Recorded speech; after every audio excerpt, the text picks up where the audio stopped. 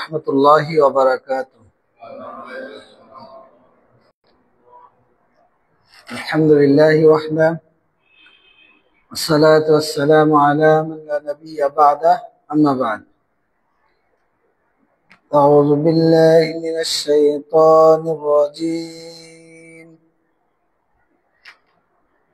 ইয়া আইয়ুহাল্লাযীনা আমানুত্তাকুল্লাহ حق تقاته ولا تموتن إلا وأنتم مسلمون. يا أيها الناس اتقوا ربكم الذي خلقكم من نفس واحدة وخلق منها زوجها وبث منهما رجالا كثيرا ونساء واتقوا الله الذي تساءلون به والأرحام إن الله كان عليكم رقيبا. يا أيها الذين آمنوا اتقوا الله وقولوا قولا سديدا. আলহামদুলিল্লাহ, প্রশংসা আসে মহান আল্লাহ রাব্বুল আলামিনের জন্য, যারা শেষ অনুগ্রহে মাগরিব সালাত পর আমরা নিয়মিত হালাকা দার্স দিনী আলোচনায় যে মহান রব আমাদেরকে উপস্থিত হওয়ার তৌফিক দান করেছেন, তার শুকরিয়া আদায় করি। আলহামদুলিল্লাহ। দরুদ ও সালাম বর্ষিত হোক বিশ্ব মানবতার মুক্তির দূত, যার আগমনে বিশ্ব থেকে বিদায় নিয়েছিল অন্যায়, অত্যাচার, জুলুম, ব্যভিচার, যার আদর্শ বাস্তবায়ন করার জন্য আমাদের এই প্রচেষ্টা। মুহাম্মদুর রাসূলুল্লাহ সাল্লাল্লাহু আলাইহি ওয়াসাল্লাম। আমরা গত দিনে শিরকের উপর আলোচনা পেশ করেছি। অধিকাংশ মানুষ ইমানের দাবি রাখে, কিন্তু তারা কি মুশরিক। কিভাবে মানুষ শিরকের দিকে ধাবিত হয় আমরা বিস্তারিত আলোচনা পেশ করেছি। আজকে কুফরের আলোচনা করতে চেয়েছিলাম। তো ইমান থেকে বের হয়ে যে আমরা কি শিরকে লিপ্ত হচ্ছে, ইমানটা আগে বোঝা জরুরি। এই জন্য সংক্ষিপ্ত পরিসরে আজকে আমরা ইমানটা বুঝবো। আল্লাহ রাব্বুল আলামিন পৃথিবীতে দুইটা শ্রেণী সৃষ্টি করেছেন। কয়টা? হুয়াল্লাযী খালাকাকুম ফামিনকুম কাফিরুন ওয়া মিনকুম মুমিনুন। আল্লাহ বলছেন তিনি সেই সত্তা যিনি তোমাদেরকে কতককে করেছেন মুমিন, কতককে করেছেন কাফির। এর বাইরে কোনো শ্রেণী নাই। একদল হলো মুমিন আর একদল হলো কি কাফির। আখিরাতেও দুইটা শ্রেণী। আখিরাতে কয়টা শ্রেণী? একদল হবে জান্নাতি আর একদল হবে জাহান্নামী। ফারিকুম ফিল জান্নাহ ওয়া ফারিকুম ফিস সাঈর। আল্লাহ বলছেন একদল জান্নাতি আর একদল জাহান্নামী। তাহলে জান্নাতি কারা? আল্লাহ রাব্বুল আলামিন কোরআনের মধ্যে বলে দিয়েছেন, সূরা কাহাফ 110 107 নম্বর আয়াত, ইন্নাল্লাযীনা আমানু ওয়া আমিলুস সালিহাত কানাত লাহুম জান্নাতুল ফিরদাউসি নুজুলা। যারা ঈমান এনেছে, আমলে সালেহ সম্পাদন করেছে, তারা থাকবে কোথায়? জান্নাতুল ফিরদাউসে, যেখান থেকে তারা স্থানান্তরিত হওয়ার চিন্তাও কোনোদিন করবে না। তার মানে বোঝা যাচ্ছে ঈমান এবং আমলে সালেহ সম্পাদনকারী থাকার জায়গা কোথায়? জান্নাত। আর আমল করার জায়গা কোথায়? দুনিয়াতে।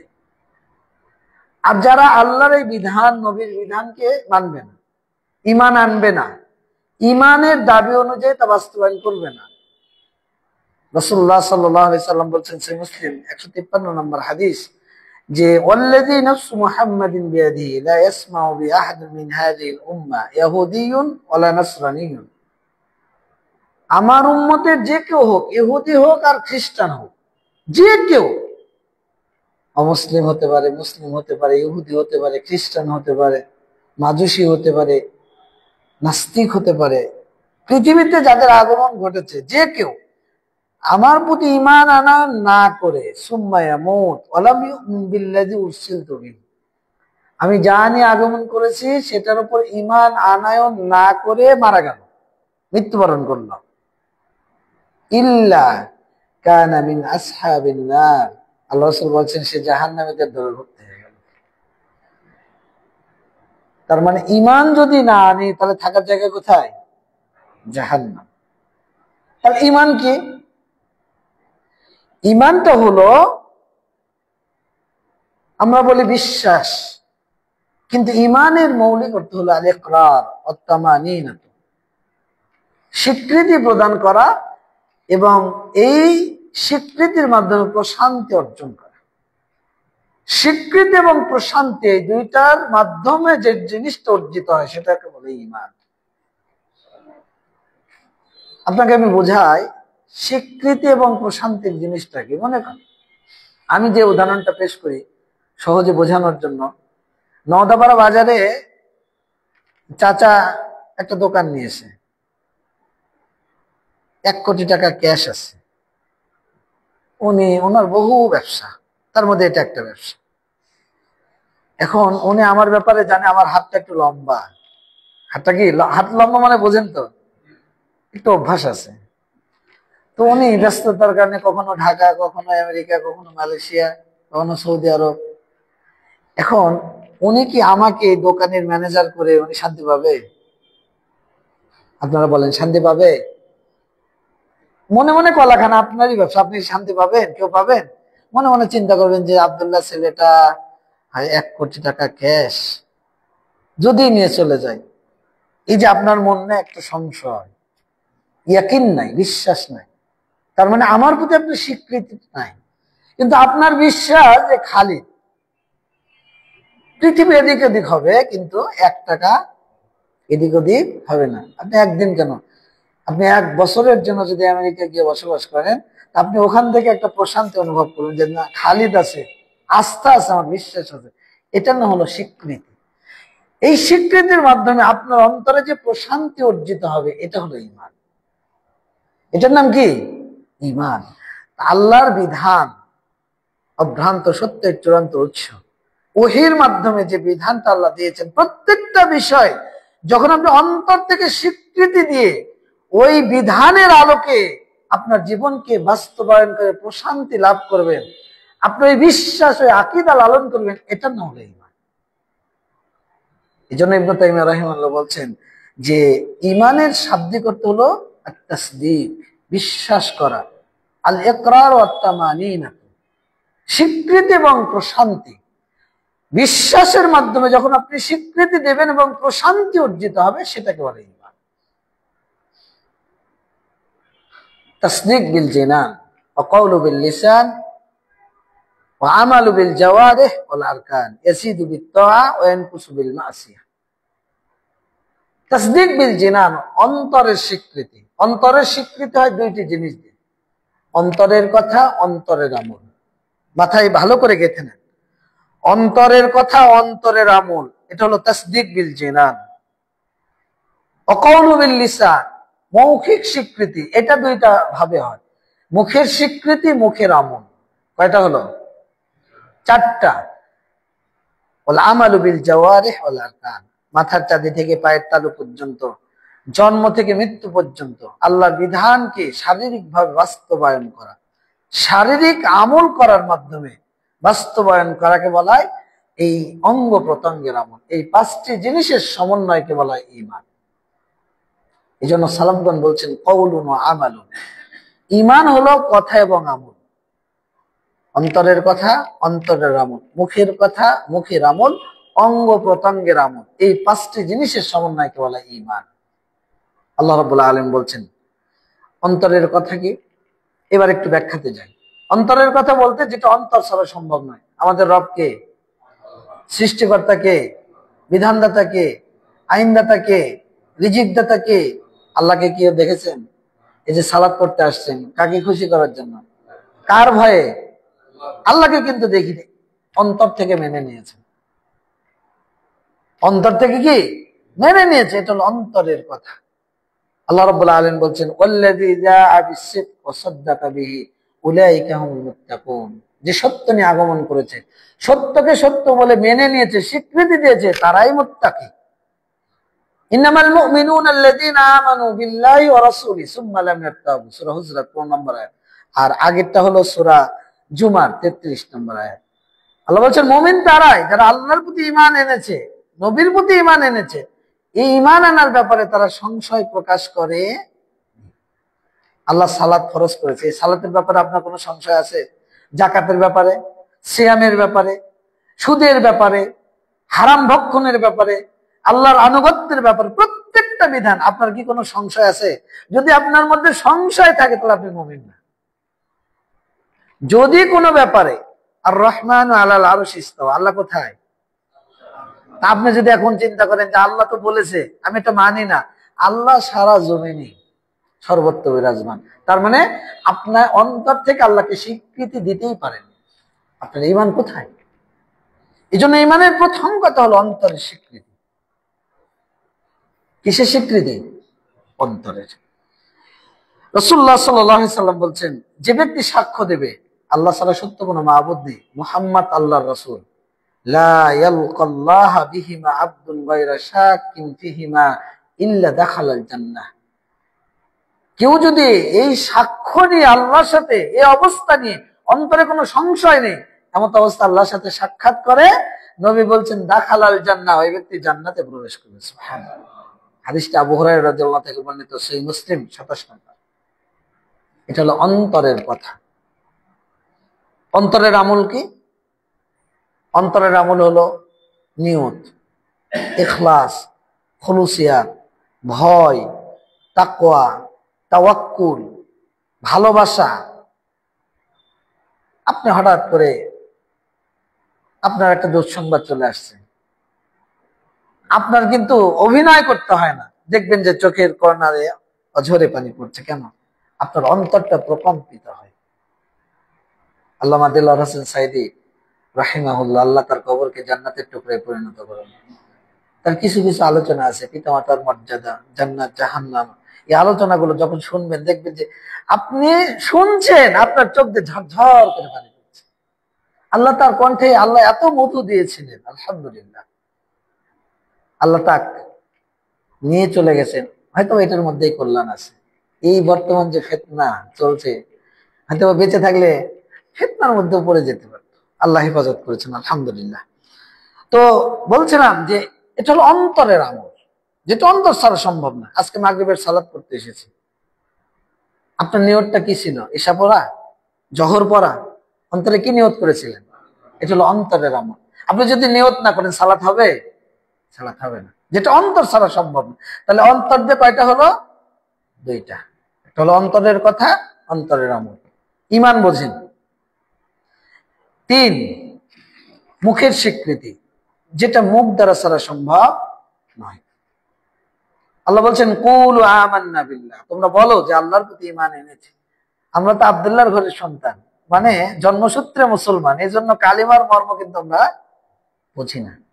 যদি আল্লাহকে চিনে কালিমাটা উচ্চারণ করে মুসলিম হতাম, তাহলে মর্মটা অনুধাবন করতাম যে আসলে কালিমাটা কি। তো এটা স্বীকৃতি দাও ইসলামের বিধান। আল্লাহ বলছেন তোমরা বলো।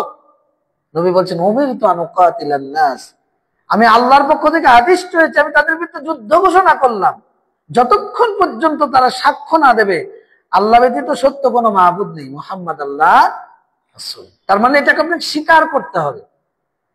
আপনার পাশে কোনো হিন্দু যদি সারাদিন এই নদপাড়া বাজারে বলে আমি মুসলিম, আমি মুসলিম, কেউ মেনে নেবেন? যতক্ষণ পর্যন্ত এই মসজিদে এসে খালিদের সামনে আশহাদু আল্লা ইলাহা ইল্লাল্লাহ ওয়া আশহাদু আন্না মুহাম্মাদান আবদুহু ওয়া রাসূলুহু এই সাক্ষ্য না দেবে, কেউ কিন্তু তাকে মুসলিম কবুল করবে না।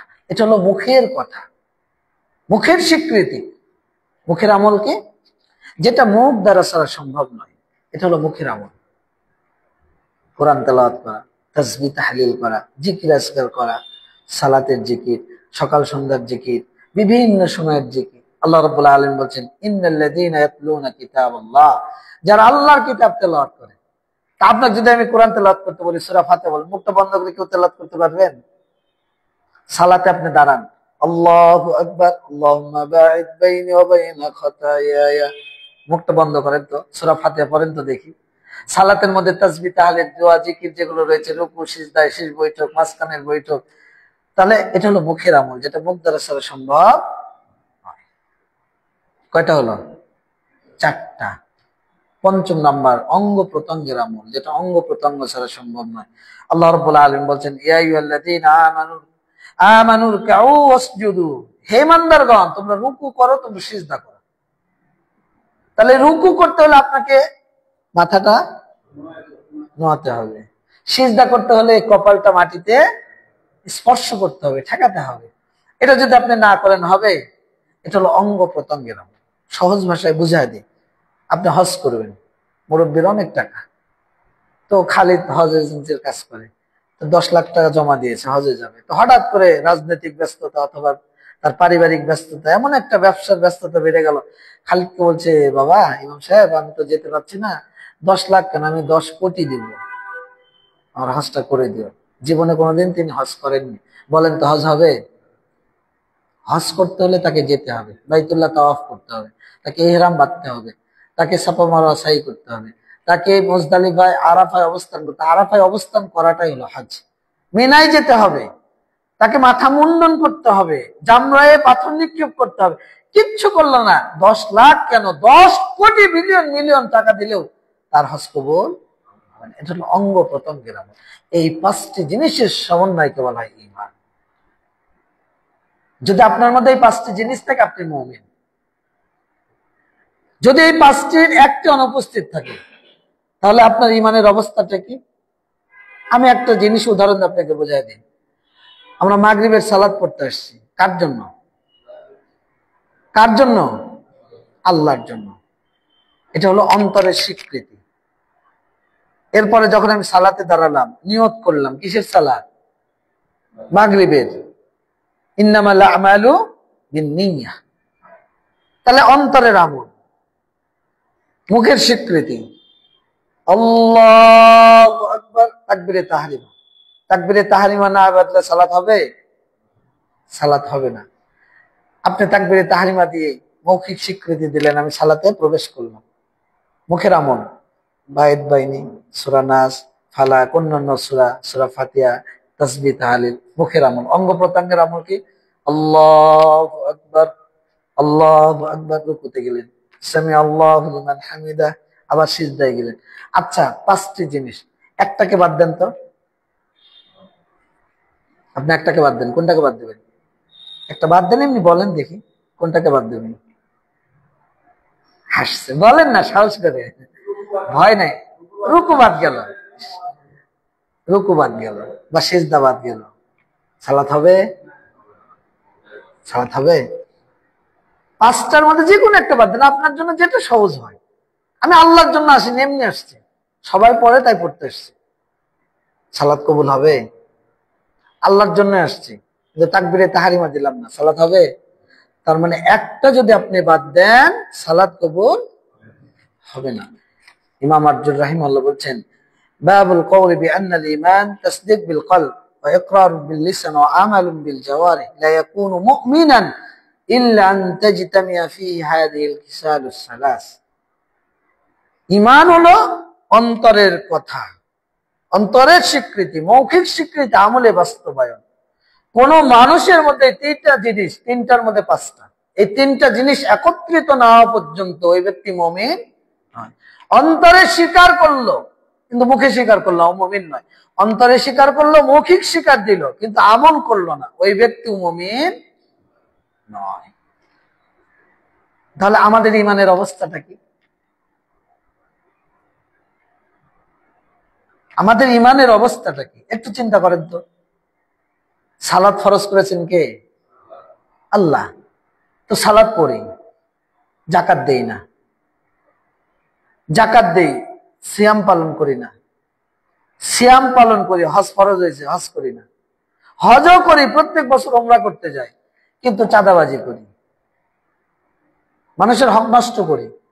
আচ্ছা চাঁদাবাজিও করি না, সুদ খাই, সুদী কারবারের সাথে সম্পৃক্ত। এটা কি হারাম না হালাল? আচ্ছা এটাও করি না, নিষেধার দ্রব্য পান করি। নিষেধার দ্রব্য হালাল না হারাম? আচ্ছা এটাও করি না, বোনের হক নষ্ট করি, বোনকে তার হক আদায় করি না। একটা মানছি আর একটা মানছি না, একটা স্বীকার করছে আর একটা স্বীকার করছে না, একটা বাস্তবায়ন করছে আর একটাকে অস্বীকার করছে। আল্লাহ বলছেন আফাতুমিনুনা বিবাদিল কিতাব ওয়া তাকফুরুনা বিবাদ, তোমরা কি কোরআনের কিছু মানবে আর কিছু মানবে না? আপনার মন চাইলো একটা মানলেন, আর মন চাইলো না দুনিয়ার মায়া মহাব্বত ক্ষমতা বাহাদুরি উমুক তমুক এই দেখে আপনি একটা একটা করে অস্বীকার করলেন, অবহেলা করলেন, ছেড়ে দিলেন। বলেন তো আপনার ইমান ঠিক থাকবে? ভালো একটা গাড়ি কিনেছেন, ভালো খুব দামি মোটরসাইকেল, ধরেন এফজেড ভার্সন 3, 1, 2 বা ফিজার বা আরো উন্নত মানের যদি কোনো গাড়ি আসে, আপনি ভালো ড্রাইভ করতে পারেন, গাড়িও নতুন কিন্তু তেল নাই, গাড়ি চালাতে পারবেন? আচ্ছা সব গাড়ি ঠিক আছে, ক্লাসটা ঠিক নাই, গাড়ি যাবে? আচ্ছা ক্লাসও ঠিক আছে, মনে করেন আপনি গাড়ি তুললেন 100-র উপরে, ব্রেক নাই, এবার কি হবে বলেন তো? কি হবে? খালি অ্যাক্সিডেন্ট। বলেন যে রাজশাহীর ভাগাড়ের মধ্যে আপনি পড়ে থাকবেন, যদি ভাগাড়ের পাশ দিয়ে আপনি যান। আপনার ইমানটা কেমন, আমার ইমানটা কেমন? অভ্রান্ত সত্যের চূড়ান্ত উৎস। আল্লাহ নির্দেশ দিয়েছে উদখুলু ফিস সিলমি কাফা ওয়া লা তাত্তাবিউ খুতুওয়াতিশ শাইতান, তোমরা ইসলামের মধ্যে পূর্ণাঙ্গরূপে প্রবেশ করো, তোমরা শয়তানের পদাঙ্ক অনুসরণ করো না। তো সালাত পড়ছি কিন্তু অন্য কাজগুলো করছি না। সামান্য ভোটের আশায়, সেদিন আমরা আলোচনা করেছিলাম যারা উপস্থিত ছিলেন, সামান্য ভোটের আশায় আপনি মন্দিরে চলে যাচ্ছেন, মনে করেন কয় দিনের ক্ষমতা? আপনি একবারও চিন্তা করলেন আপনার ইমানের অবস্থাটা কোথায় যাচ্ছে, ইমান আদৌ থাকছে কি না? আর ইমানের স্বীকৃতিটা কিভাবে দিতে হবে? সালাফগণ কিভাবে দিয়েছিলেন, সাহাবীগণ কিভাবে দিয়েছিলেন? আপনাকে কয়েকটা হাদিস শোনাই, দেখেন। আনাস রাদিয়াল্লাহু আনহু থেকে বর্ণিত, সহিহ মুসলিমের, সহিহ বুখারীর 62 নম্বর হাদিস। কত নাম্বার? 62 নম্বর হাদিস। এক ব্যক্তি আসলেন, আল্লাহ রাসূল মসজিদে বসে আছেন, কর্নারে হেলান দিয়ে, তো উটটা বেঁধে মসজিদের মধ্যে ঢুকে বলছে আইয়ুকুম মুহাম্মদ, তোমাদের মধ্যে মুহাম্মদ কে গো? সাল্লাল্লাহু আলাইহি সাল্লাম। আনাস রাদিয়াল্লাহু আনহু বললেন, ওই যে কর্নারে আল আবিয়াস, ফর্সা করে মানুষটি, সাদা ধবধবে মানুষটি বসে আছেন, মুহাম্মদুর রাসূলুল্লাহ সাল্লাল্লাহু আলাইহি সাল্লাম। গ্রাম্য মানুষ, ইসলাম সম্পর্কে তার কোনো ধারণা নেই, মূর্তি পূজার সাথে তার সম্পৃক্ততা, কিন্তু তাওহীদের এই দাওয়াত, ইমানের দাওয়াত তার কানে চলে গেছে, ছুটে চলে আসছে প্রশ্ন করে জানার জন্য, সত্যটা উপলব্ধি করার জন্য। এসে বলছে ইন্নী সাইলুকা ফামুশাদ্দাদুন আলাইকা ফালা তাজিদ আলাইকা ফি নাফসিক, আমি তোমাকে কিছু প্রশ্ন করব, প্রশ্ন কঠিন হবে, আমার ব্যাপারে তোমার অন্তরে যেন কুধারণা তৈরি না হয়। আমি হয়তো বা কঠিন প্রশ্ন করছি বা করব, এখন তোমার অন্তরে যেন আমার ব্যাপারে খারাপ ধারণা তৈরি না হয়। আল্লাহ সুবহানাহু বললেন, বলো তুমি কি বলতে চাচ্ছ, তুমি প্রশ্ন করো। এইবার বলছেন, তোমার পূর্বে যে নবী এসেছিল তার রবের কসম, তোমার রবের কসম করে বলছি, তুমি নাকি নবুয়ত দাবি করছো, যে আল্লাহ নাকি তোমাকে প্রত্যেকটা মানুষের জন্য নবী করে পাঠিয়েছেন। আল্লাহ রাসূল বললেন, যে বলেছে সত্য বলেছে। তুমি নাকি বলছো সালাত ফরজ, দিনে 5 ওয়াক্ত সালাত আদায় করতে হবে। আল্লাহ রাসূল বললেন, যে বলেছে সত্য বলেছে। তুমি নাকি বলছো যাকাত ফরজ, ধনীদের নিকট থেকে গ্রহণ করা হবে, গরিবদের মধ্যে বন্টন করা হবে। আল্লাহ রাসূল বললেন, যে বলেছে সত্য বলেছে। তুমি নাকি বলছো সিয়াম ফরজ, 1 মাস সিয়াম পালন করতে হবে। আল্লাহ রাসূল বললেন, যে বলেছে সত্য বলেছে। তার জানা দালিলিক ভাবে সে প্রমাণ পেয়ে গেল যে আমি যা শুনেছিলাম ইনি নবী, আমি তার মুখ থেকে শুনলাম যেগুলো সত্য। এইবার ওই ব্যক্তি বলছে যে আমানতু বিমা জিতা বিহি, তুমি যা নিয়ে আগমন করেছো আমি তার প্রতি ঈমান আনয়ন করলাম। এই বিখ্যাত সাহাবীর নাম হলো জিমাম ইবনে সালাবা, বিখ্যাত সাহাবী, সহিহ মুসলিমের 832 নম্বর হাদিস। বিখ্যাত সাহাবী আমর ইবনে আবাস আস-সুলামি, তার ইসলাম গ্রহণের কাহিনী, 360টি মূর্তির পূজা করতেন। তিনি মনে করতেন আমি তো জাহিলিয়াতের মধ্যে রয়েছি, ভ্রষ্টতার মধ্যে তো রয়েছে, গোটা পৃথিবীর মানুষ ভ্রষ্টতার মধ্যে রয়েছে। যখন রাসূলের এই দাওয়াত, রাসূলের দূত তার কাছে পৌঁছে দিলেন, তিনি ছুটে চলে আসলেন নবীর কাছে। নবীর কাছে এসে রাসূলুল্লাহ সাল্লাল্লাহু আলাইহি সাল্লামকে বলছেন যে আনা ফিল জাহিলিয়া আদুন্নু আন্নান নাস আলা দালালাতিন, আমি জাহিলিয়াতের মধ্যে রয়েছি, আমি বিশ্বাস করি, ধারণা করি যে গোটা পৃথিবীর মানুষ ভ্রষ্টতার মধ্যে রয়েছে। এবার আল্লাহ রাসূলকে বলছে মা আনতা, তুমি কি? বলছে আনা নবিয়ুল্লাহ, আমি আল্লাহর নবী। যে কিসের নবী তুমি? আরসালানিল্লাহ, আল্লাহ আমাকে নবী করে পাঠিয়েছেন। বলছে কি দায়িত্ব নিয়ে তোমাকে পাঠিয়েছেন? আল্লাহ রাসূল বললেন বিসিলাতির রিহিম ওয়া কাসরিল আওসাদ ওয়া আইয়ুহিদাল্লাহ ওয়া লা ইউশরাকু বিহি শাইআ। আল্লাহ আমাকে আত্মীয়তার বন্ধন রক্ষা করা, মূর্তি পূজা ভেঙে চুরমার করা, আল্লাহর তাওহীদ প্রতিষ্ঠা করা, আল্লাহর সাথে কাউকে শরীক না করা, এই দায়িত্ব দিয়ে আল্লাহ আমাকে নবী করে পাঠিয়েছে। মান্নাকা, তোমার সাথে কে আছে? হুররুন আব্দুন, স্বাধীন বিলাল রাদিয়াল্লাহু আনহু, দাস বিলাল, আর স্বাধীন হলো আবু বকর আমার সাথে আমার প্রতি ঈমান এনেছে। তুমি নাকি বলছো, তুমি নাকি দাবি করছো সালাত ফরজ, 5 ওয়াক্ত সালাত আদায় করতে হবে। আল্লাহ রাসূল বললেন নাম, যে বলেছে সত্য বলেছে। তুমি নাকি বলছো যাকাত ফরজ, ধনীদের নিকট থেকে গ্রহণ করা হবে, গরিবদের মধ্যে বন্টন করা হবে। আল্লাহ রাসূল বললেন যে বলেছে সত্য বলেছে। এইবার ওই ব্যক্তি বলছে ইন্নী মুত্তাবিউকা, আমি তোমার সাথী হতে চাই। সে প্রমাণ পেয়ে গেছে, ঈমানের স্বীকৃতি সে পেয়ে গেছে, আমি তোমার সাথী হতে চাই। আল্লাহ রাসূল বললেন তুমি দেখছো মক্কার অলিতে গলিতে যারা দুর্বল শ্রেণীর মানুষ, তাদের উপর যে নির্যাতন নিষ্পেষণ চলছে, তুমি সহ্য করতে পারবে না, তুমি ফিরে যাও। যেই দিন তুমি আমার বিজয়ের সুসংবাদ শুনবে, সেই দিন তুমি আমার কাছে এসে আমি তোমাকে আমার সাথী হিসেবে গ্রহণ করবো। আল্লাহ রাসূল মক্কায় টিকতে পারলেন না। যারা ঈমানদার, তাদের উপর যে নির্যাতন নিষ্পেষণ, হত্যা করা হয়েছে, নির্যাতন রক্তাক্ত করা হচ্ছে, আল্লাহ রাসূল হিজরতের নির্দেশ দিয়ে দিন, আল্লাহর পক্ষ থেকে নির্দেশ এসেছে। আল্লাহ রাসূলও এক সময় মক্কা থেকে মদিনায় চলে গেলেন। এই মদিনা থেকে যে কাফেলা আসে, আমর ইবনে আব্বাস সুলামি ছুটে যায় কাফেলার কাছে যে মদিনার কোনো সংবাদ আছে কিনা, মক্কা থেকে একদল তারা গিয়েছে, তাদের কোনো সংবাদ আছে কিনা। যখন বদর যুদ্ধের এই বিজয়ের খবর তার কানে ছুটে চলে গেল, মক্কা থেকে ছুটে গেলেন মদিনাতে। মদিনায় কি রাসূলের সামনে গিয়ে বলছেন না তারিফুনি, আপনি কি আমাকে চিনতে পেরেছেন? আল্লাহ রাসূল বললেন নাম, তুমি সেই আমর ইবনে আব্বাস সুলামি। আল্লাহ রাসূল আমাকে সালাত শিক্ষা দিন। আল্লাহ রাসূল তাকে সালাত শিক্ষা দিলেন। আল্লাহ রাসূল আমাকে ওযু শিক্ষা দিন। আল্লাহ রাসূল তাকে ওযু শিক্ষা দিলেন। আল্লাহ রাসূল বলছেন যখন তুমি ওযু করবে, সুন্দর করে ওযু করবে, যখন 2 হাত ধৌত করবে, হাতের পাপগুলো ঝরে যাবে, যখন মুখমণ্ডল ধৌত করবে, মুখের পাপগুলো ঝরে যাবে, যখন হাত কোণেই পর্যন্ত ধৌত করবে, হাতের পাপগুলো ঝরে যাবে, যখন মাথা মাসে করবে, মাথার পাপগুলো ঝরে যাবে, যখন পা ধৌত করবে, পায়ের পাপগুলো ঝরে যাবে। যখন কোনো ব্যক্তি সুন্দর করে ওযু করে আল্লাহকে খুশি করার জন্য ফাকামা দাঁড়িয়ে যাবে, 2 রাকাত সালাত আদায় করে, ফাসাল্লা ফাহামিদা ওয়া আসনা আলাইহি, আল্লাহর যে মহত্ব, যে প্রশংসা দাবিদার, যে মহত্বের মালিক, ওই সালাতের মধ্যে আল্লাহর প্রশংসা করবে, আল্লাহর বরত্ব পেশ করবে, ওয়া আসনা আলাইহি ওয়া মাজ্জাদাহু, আল্লাহ যে মর্যাদার মালিক তা পেশ করবে ওই সালাতের মাধ্যমে। রাসূল সাল্লাল্লাহু আলাইহি সাল্লাম বলছেন যে ইল্লান সারাফা মিন খাতিয়াতিহি কাহাইহাতি ইয়াওমা ওয়ালাদাতু উম্মুহু, একজন ভূমিষ্ঠ সন্তান, গর্ভজাত সন্তান ভূমিষ্ঠ হওয়ার পর যেমন নিষ্পাপ হয়ে যায়, ওই ব্যক্তি এরকম নিষ্পাপ হয়ে যাবে। এটার নাম ঈমান। আমাদের ঈমান কোথায়?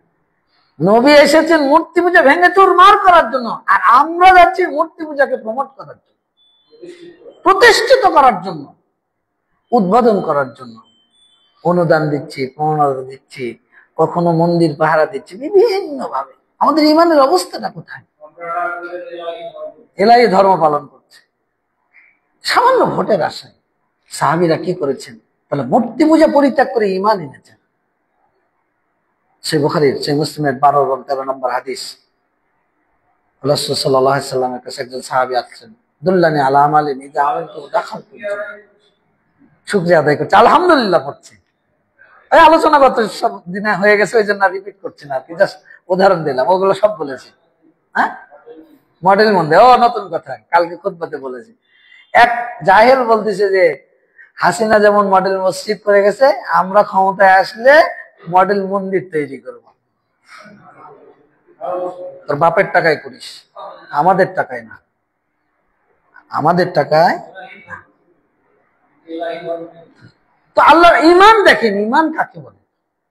ঈমান হলো, তার মানে বোঝা যাচ্ছে অভ্রান্ত সত্যের চূড়ান্ত উৎস, যা এসেছে, যে নির্দেশনা এসেছে, আমানত, আমি এর প্রতি ঈমান আনলাম।